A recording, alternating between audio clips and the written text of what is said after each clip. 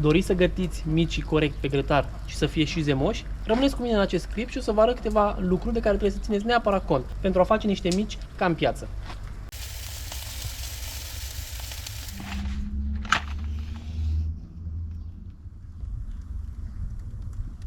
Salutare și bine ați revenit pe canalul meu.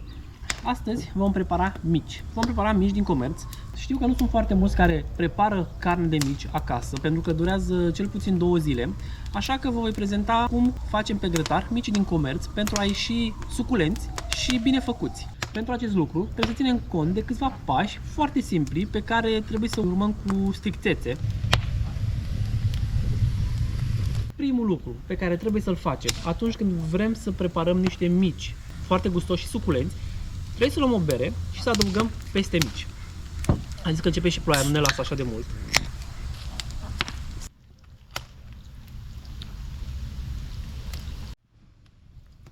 Nu vă faceți griji pentru alcoolul din bere, pentru că acesta pe foc oricum se va evapora.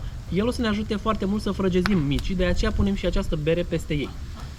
Acum, cât se face jarul, lăsăm micii să stea cam 20 de minute în bere. Micii, foarte important, castrola de mici trebuie să o scoateți din frigider. Dacă micii îi veți lăsa afară, ei se vor încălzi și atunci când îi vom lua să-i punem pe grătar, vor fi foarte moi și să ne încurcăm foarte tare. Așa că castrola de mici o scoateți de la frigider și punem bere peste ei, lăsându-i 20 de minute.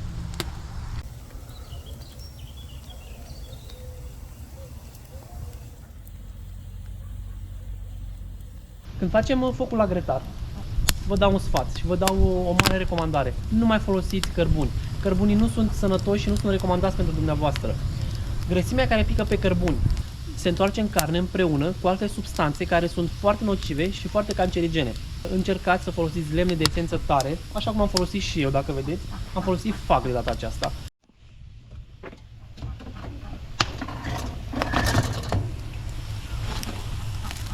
Acum, ca de obicei, eu pun grătarul să se ardă.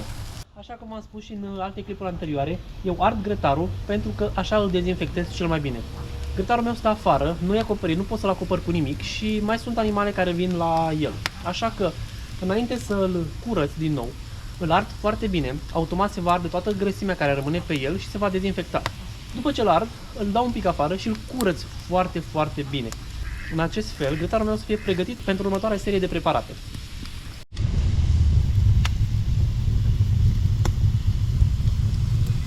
Dacă doriți să mâncați niște mici gustoși și suculenți ca în piață, vă recomand să cumpărați mici porc-vită sau porc-vită și oaie. Nu vă recomand să cumpărați mici doar de porc, pentru că aceia se vor strânge un pic și se vor întări și nu vor rămâne atât de suculenți precum sunt cei de vită cu porc sau vită porc și oaie.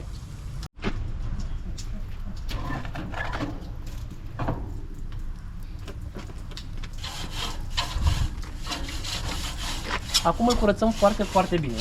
Grătarul fiind încins, toată mizeria o să pice foarte ușor de pe el. Și după ce îl curăț, eu îl mai las să stea foarte încins. Până să adăugăm micii, punem uleiul, îl ungem cu ulei și ardem acel ulei. O să vă arăt imediat cum procedăm. Acum îl mai lăsăm un pic și eu îl voi unge cu ulei. Mulți folosesc șuncă, dar eu nu am șuncă foarte, foarte multă și pe aceea o păstrez pentru mine sau pentru cei care vin în vizită la mine. Așa că eu voi folosi ulei cu o pensulă.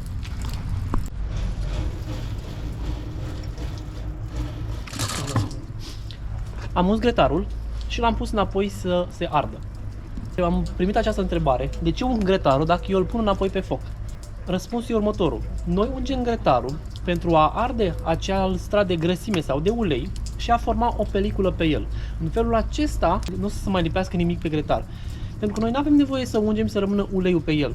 Așa că atunci când ungeți grătarul, ardeți un pic grăsimea sau uleiul și după aceea puteți să puneți orice, că nu se va lipi. Vă garantez asta.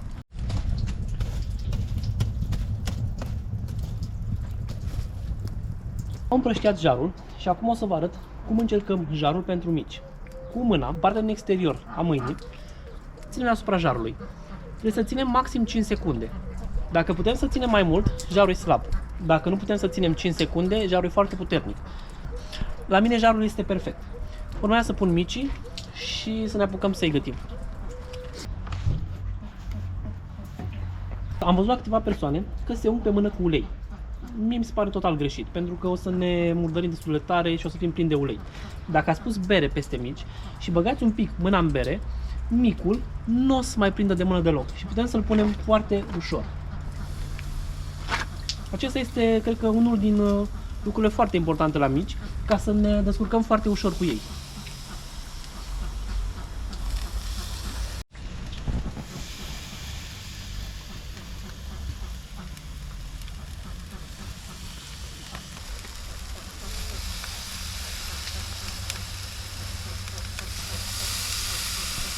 Eu grătarul l-am pe două nivele.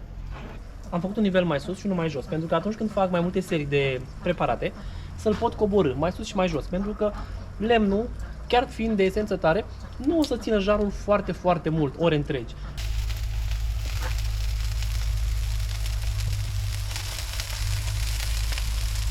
Am mutat grătarul jos pentru că am făcut foarte puțin jar de data aceasta.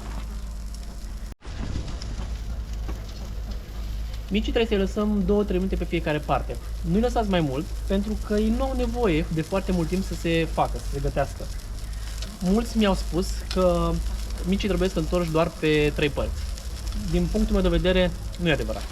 Dacă îi lăsați pe 4 părți, dar mai puțin timp, vor fi mult mai zemoși și în felul acesta o să fiți siguri că micii vor fi gătiți așa cum trebuie. Și deja trebuie să-i întorc pentru că au trecut 2-3 minute.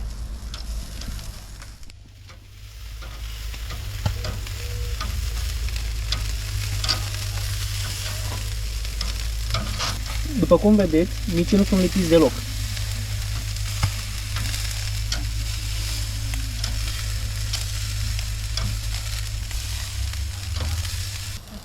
Acum trebuie să ne grăbim un pic, pentru că v-am spus, trebuie să lăsăm foarte puțin pe fiecare parte. Și să ne uităm la fiecare, exact unde mai are nevoie. Eu micii îi fac mereu pe 4 părți, pentru că dacă îi lăsați doar pe 3 părți, eu am încercat, micul nu o să fie la fel de suculent.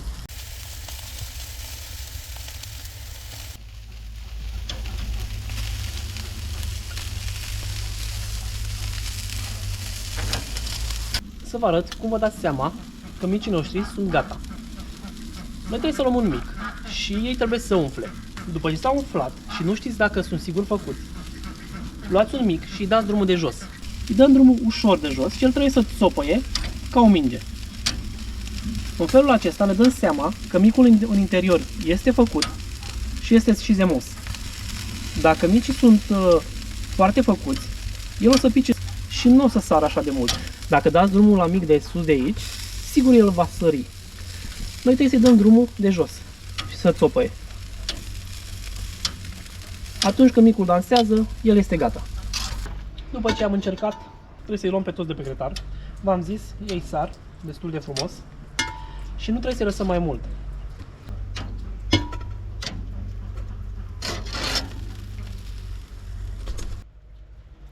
Hai să vă arăt un mic de aproape. Se vede de în exterior cât de suculent este. Să-l și rup, frige destul de rău.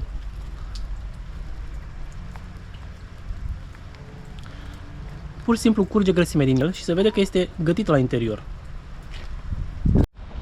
După ce am terminat micii, un lucru pe care puteți să-l faceți pentru a îmbunătăți un pic acești mici, puneți un capac și lăsați cam 10 minute.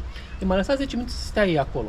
În felul acesta, ei se vor și răci un pic, pentru că dumneavoastră nu puteți să-i mâncați așa și nu va ieși tot aburul acela din mici, se usuce imediat. Dacă ați văzut de multe ori la piață, de obicei, dacă nu se vând foarte repede micii, ei se pun grămadă. Ei se pun grămadă pentru a nu se usca. Acesta a fost clipul de astăzi cu delicioși mici. Dacă doriți să-i faceți zemoși și foarte, foarte gustoși, încercați să țineți cont de aceste mici sfaturi pe care le-am învățat și eu la rândul meu de la câteva persoane care vând mici în piață.